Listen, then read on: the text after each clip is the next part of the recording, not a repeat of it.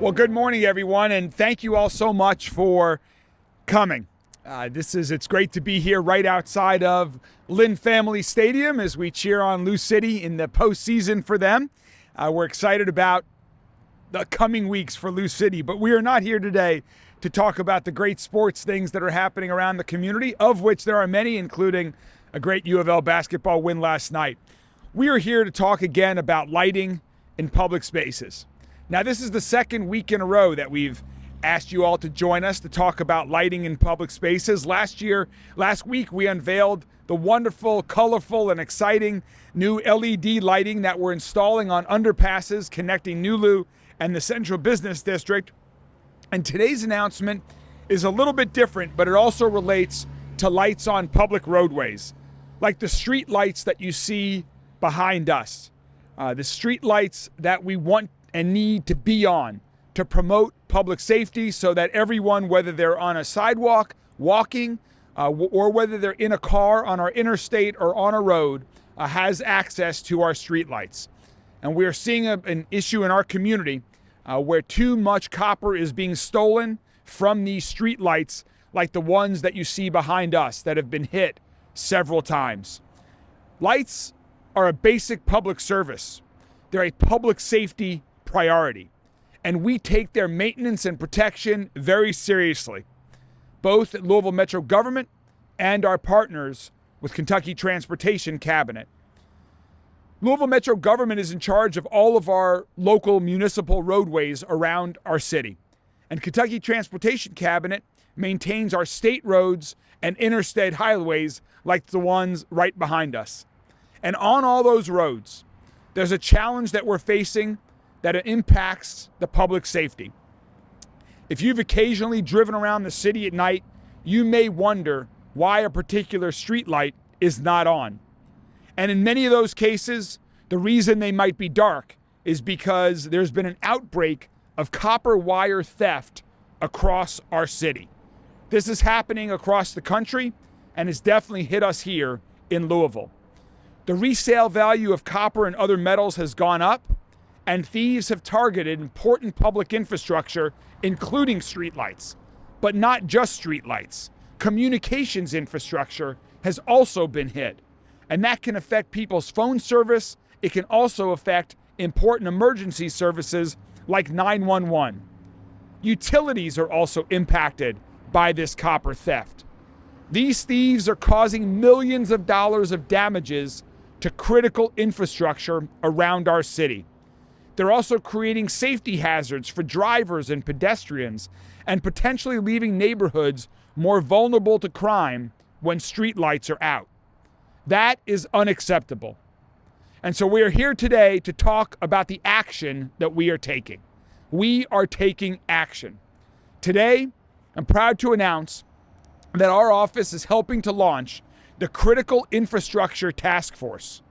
This task force is comprised of representatives from the Attorney General's office, the Commonwealth Attorney's office, the County Attorney, Louisville Metro Council, Louisville Metro Police Department, and other law enforcement agencies, as well as the Kentucky Transportation Cabinet and private sector partners like AT&T, LG&E, Spectrum Charter, Communications, also secondary metal recyclers, and others. The goal of the Critical Infrastructure Task Force is to coordinate all of our efforts so we can prevent these copper theft crimes, catch the individuals who are responsible for the crimes, and prosecute the criminals who are committing these crimes. And since this task force is a public-private partnership, I'd like to first introduce one of our partners, the president of AT&T Kentucky, Carlos Sanchez. Carlos?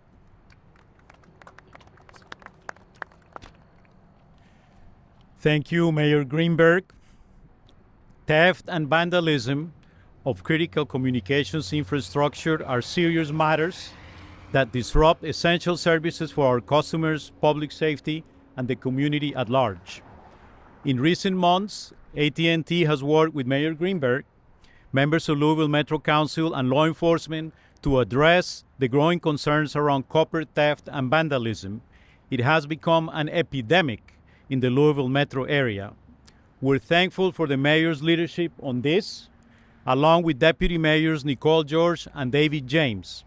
We applaud the recent copper theft arrests and appreciate how local leadership and law enforcement have rallied around this critical community issue.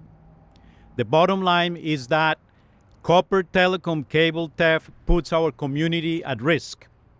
Destroying communication lines can keep people from reaching emergency services, putting people at risk in times of crime, injury, and crisis. Critical communications infrastructure theft affects the entire community, for both residents and businesses that may be served by the stolen facilities. The immediate impact of lost dial tone or internet may last for hours, days, or even longer as communication companies rebuild their facilities. In addition, copper thieves are indiscriminate in the cables they cut. On many occasions, when they're trying to steal copper lines, the thieves cut fiber optic lines that provide critical connectivity for area residents and businesses and backhaul for our wireless network. At the same time as the industry is working to bridge the digital divide, copper thieves reduce the investment dollars available for continued expansion and growth of the communications network. Because the reality is, the dollars spent for rebuilding and repairs required because of vandalism and theft are dollars which cannot be used for future network upgrades or expansions. AT&T joins the city, the Kentucky Transportation Cabinet, and others in offering a reward for specific and detailed information that leads to arrest and conviction for copper cable theft or the attempted sale or purchase of a stolen copper cable from AT&T anywhere in Kentucky. Tipsters with information can remain anonymous and should call local law enforcement and AT&T Global Security and Investigations. We are proud to serve the businesses and residents of Louisville and the surrounding areas, and we're proud to stand with Mayor Greenberg, with the Louisville Metro Police, with the Louisville Metro Council to ensure our community is safe and stays connected to each other and to the world. Thank you. Thank you, Carlos. Thank you so much, Carlos. As Carlos alluded to, this is an incredible partnership. It started with a lot of us in elected and appointed positions. We're hearing from our constituents. We are noticing challenges that we're having on our public roadways and sidewalks. As Carlos mentioned, Deputy Mayors George and Deputy Mayor James really took the lead within our administration. And members of Metro Council are also hearing from their constituents about this challenge. And so it's been great to partner with Metro Council President Marcus Winkler, who has also taken a leading role in many areas as we work to improve public safety across our entire city, including this issue to ensure that we continue to work to prevent and stop the rampant copper theft that's going on. So please join me in welcoming our great partner, the President of Metro Council, Marcus Winkler. Thank you, Mayor. Good morning, and thank you, Mayor. Thank you, Carlos, and appreciate everybody being here. I think, one of the things that I want to emphasize is, it's not just the impact on our drivers and our pedestrians in our neighborhoods, but the men and women of KYTC who have to go back out and restring these lights. They're putting themselves at risk, and our communications workers and other linemen and linewomen. So there's significant public safety challenges when we have to go out and repair these kind of damages. It's simply unacceptable, and appreciate the work of the mayor's office, of Deputy Mayor George, Deputy Mayor James, the industry, and all of our community partners to try to address this issue. And certainly want to recognize Colonel Bates and his team for the work that they're doing. We've tackled a similar issue with the catalytic converter theft a couple of years ago, made changes to our ordinance that I think really strengthened enforcement and have significantly cut down on that challenge. And we look forward to working with LMPD to identify other opportunities to strengthen our metal sales ordinances and recyclers ordinances to make sure that if there are thieves that are taking advantage of any loopholes in the law, that we address those challenges. And I know that's something that we're working on right now, and I'm hopeful that we'll have some amendments out of that where we identify loopholes that need to be closed. So thank you, Mayor, and thank you, LMPD. Thank you, Colonel Bates. Thank you, President Winkler. As with other types of crime, we need the public's help to catch the people whose crimes are hurting our community. And so to talk a little bit more about copper theft impact on our utilities, particularly electricity, I'd like to welcome another one of our partners on the Critical Infrastructure Task Force. Tom Jesse from LG&E KU is here to join us today to talk a little bit about that impact. Tom? All right, thank you, Mayor Greenberg. I appreciate it. Really appreciate being here this morning, and I sincerely appreciate the formation of this task force and the focus to raise awareness of the harm and dangers of copper theft in our community. It is a serious problem. At LG&E, safety of the public and our workforce is absolutely our first priority. Unfortunately, far too often, we have experienced incidents in which individuals steal wire and cable from our facilities, putting themselves in grave danger and placing the public and our employees at risk. The scrap value of these materials is minimal. Much of the wiring you see on our structures and in our substations are ground wires that are made of steel with a copper coating. They are typically not solid copper. This wire is not worth stealing and is certainly not worth the risk that is taken to remove it. Last month, a thief removed ground wires from a high voltage substation in the Middletown area that resulted in catastrophic equipment failure. That could have easily killed that person. Fortunately, that did not happen, but in other situations, that has happened. A suspect in that case was arrested through the outstanding work of law enforcement, which we greatly appreciate. The bottom line, stealing wire and cable from an electric utility is very dangerous, and it's a crime. We look forward to the ongoing discussions with the task force to keep the public, our employees, and our customers safe, and to work together towards solutions that will deter and prevent copper theft in our community. Thank you. Thanks, Tom. Thank you so much, Tom. As was mentioned, these thefts impact Louisville. It impacts all of Kentucky. It impacts all of our country. And we've been partnering with the Kentucky Transportation Cabinet, given how many roadways are under their jurisdiction. So to talk more about their work on this task force and the work that the Kentucky Transportation Cabinet is doing, I'd like to welcome Mary Ellen Meineer, Executive Director of the Office of Inspector General at KYTC. Mary Ellen, thanks for joining us.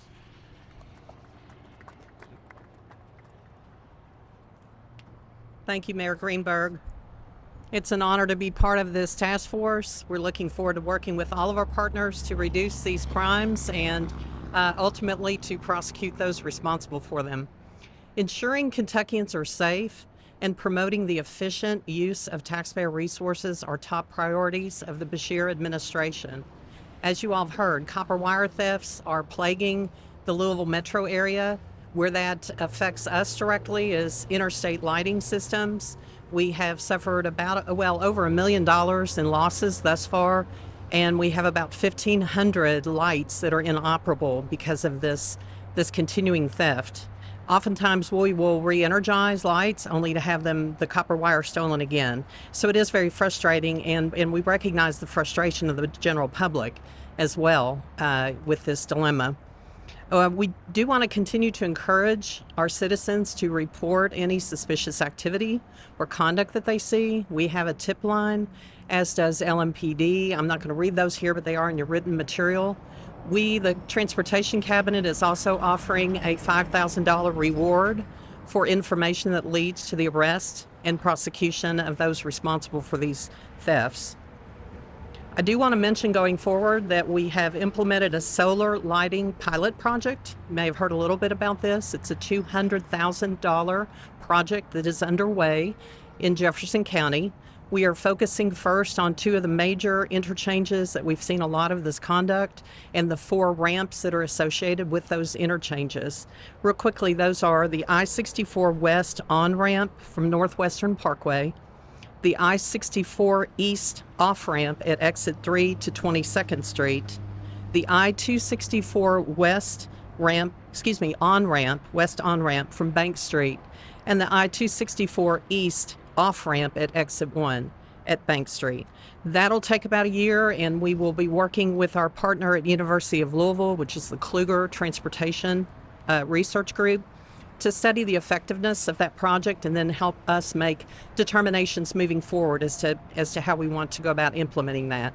Obviously, the goal would be to reduce or strictly eliminate copper wire from our systems, and that obviously then makes it very much less attractive to these thieves.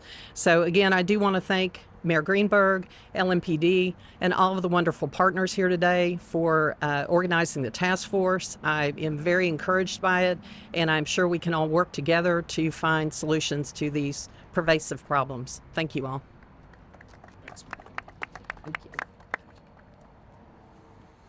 Thank you very much, Mary Ellen. Thanks to Secretary Jim Gray. Thanks to Governor Beshear for all of your support of this task force. It truly takes state and local officials working together with the private sector to make this happen. And finally, to talk about the importance of preventing thefts and what we're doing to catch the thieves, I'd like to introduce another one of our key partners from LMPD, and that is Colonel Ryan Bates, who's going to talk a little bit more about that.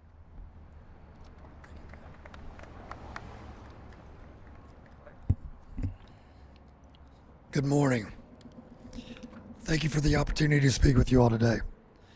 This is an important issue that not only affects quality of life, but also affects the safety of our residents and visitors.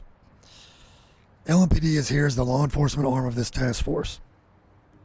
Louisville Metro is experiencing a concerning amount of copper theft and wire theft recently. To give you perspective, copper theft obviously impacts public safety. LMPD's top priority is keeping the public as safe as we possibly can. Wire theft negatively impacts 911 calls, can cause an interruption to government services, and also has a negative impact on employee and community safety. As you've heard, the Kentucky Transportation Cabinet reports a loss well over $1 million. This loss includes not only the wire theft, but replacement costs and labor.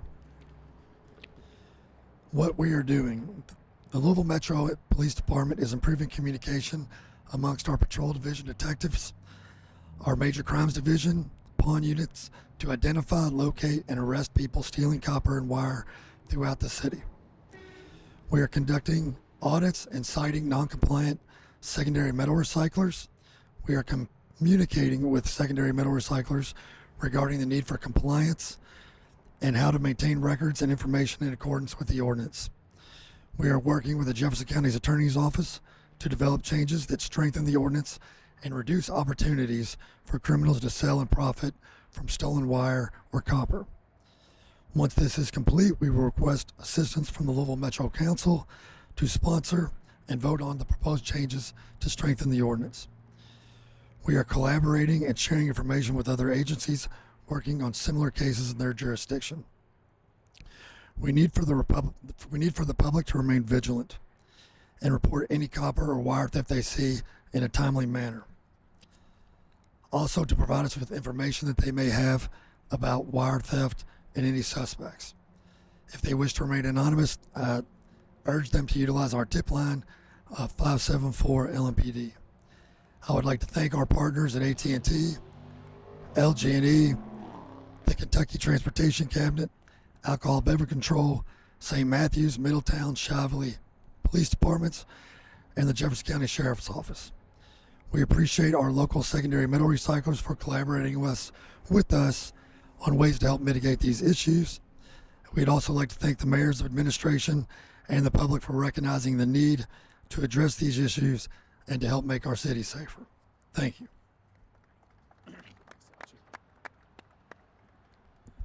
Thank you very much, Deputy Chief Bates. Really appreciate you and everyone from LMPD that has partnered with us on this effort. Thanks to President Winkler and Mark and Metro Council, to LG&E, the Kentucky Transportation Cabinet, to AT&T, Carlos and his entire team, Deputy Mayor, Mayor James, and Deputy Mayor George, and everyone else that is working on this. We will continue to stay vigilant.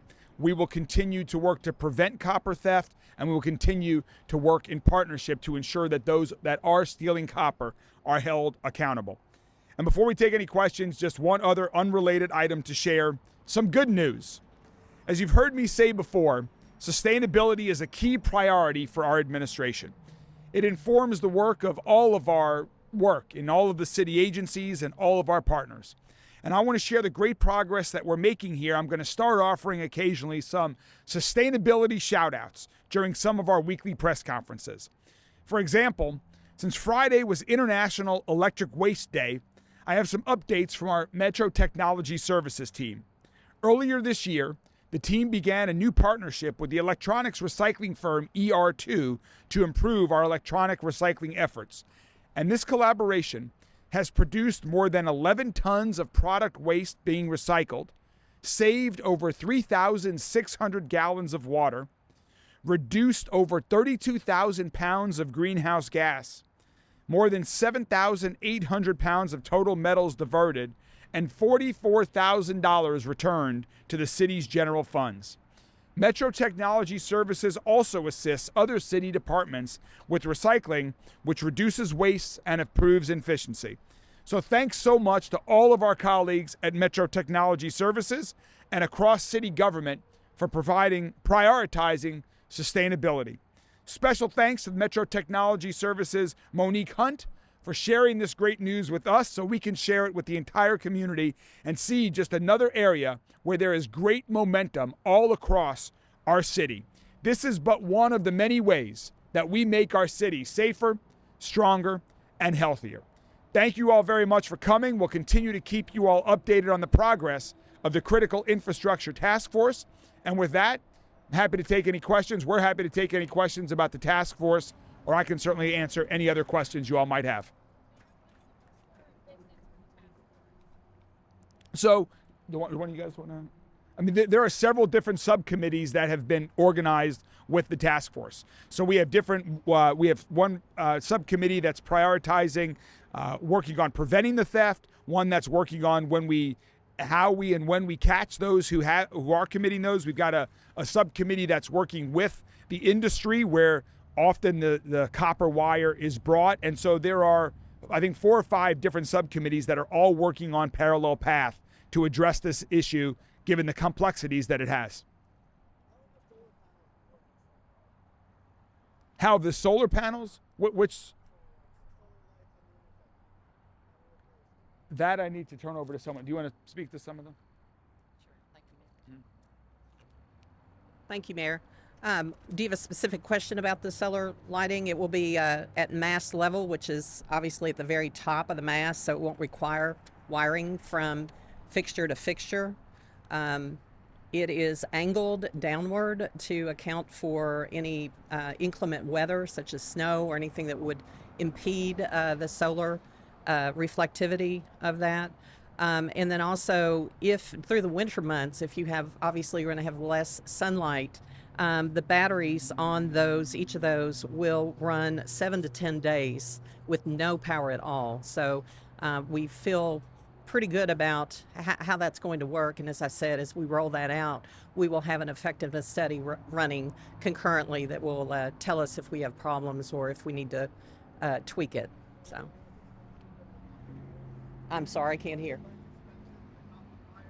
That I don't have the information on, but if you'd like to get in touch with our public information officer in District 5, I'm sure she can round that up for you. I would say that just generally speaking, over time, it's definitely going to be more cost effective than having to rerun the wire every single time there's a cut. Anyone else? Thank you. One of the other committees that I meant to mention is the legislative committee. As President Winkler mentioned, changing some of the local ordinances is also something that we're focused on. So that was one of the other committees as well.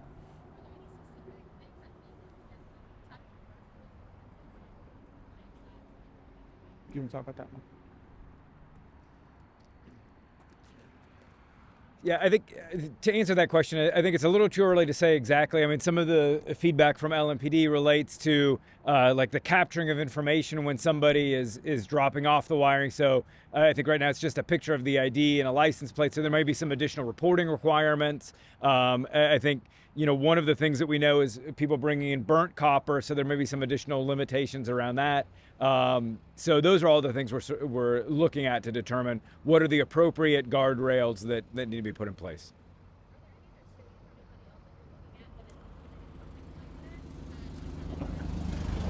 I don't know the answer to that offhand, so yeah.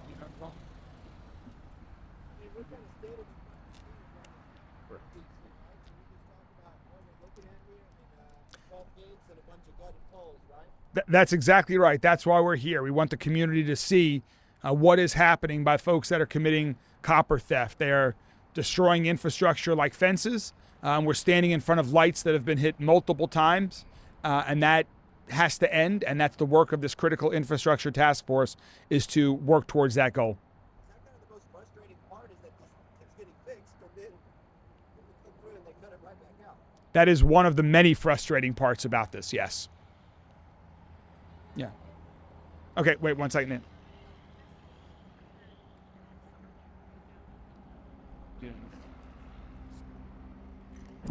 I don't have that information at this time. We can maybe, if you get circle back, we can try to get that for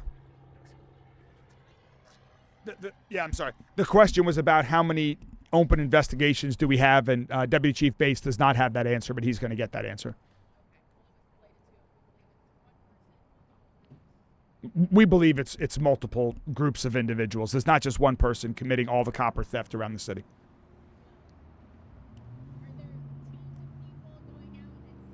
Oh. Do you want to? I got you.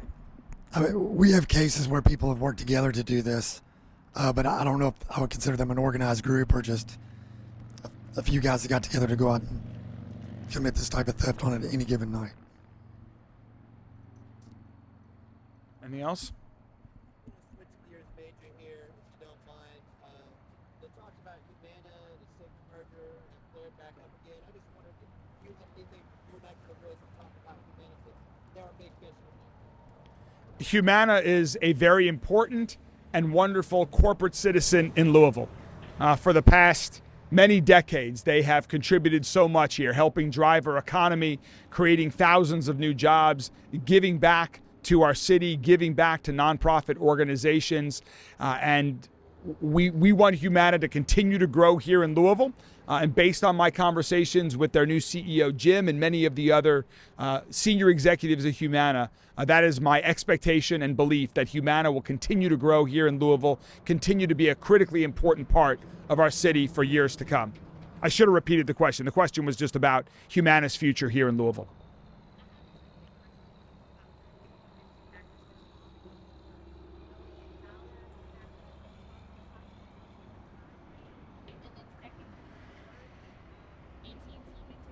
Yeah, do you want to have? Did you mention the $1 million? Did you mention that? Our costs, yes, exceed $1 million. Right. The $1 million cost was the Kentucky Transportation Cabinets has estimated their cost of replacing copper due to copper theft at over $1 million. Carlos, is there anything else about the rewards that you want to add? So AT&T is offering a $10,000 reward that leads to the arrest and conviction of any individual who is perpetrating this crime.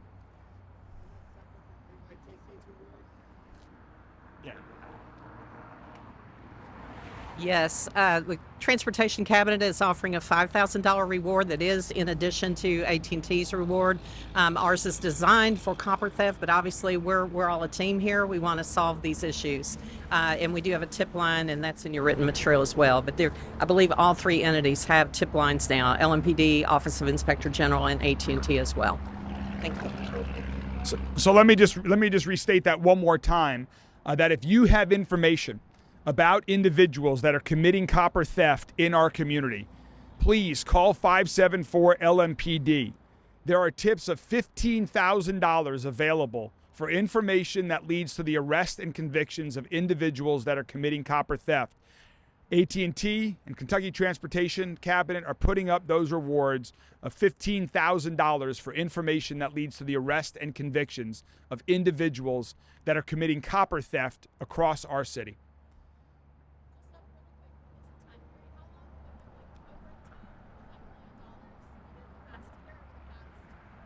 2 years. Yep. All right. Thank you all very much. Have a wonderful day.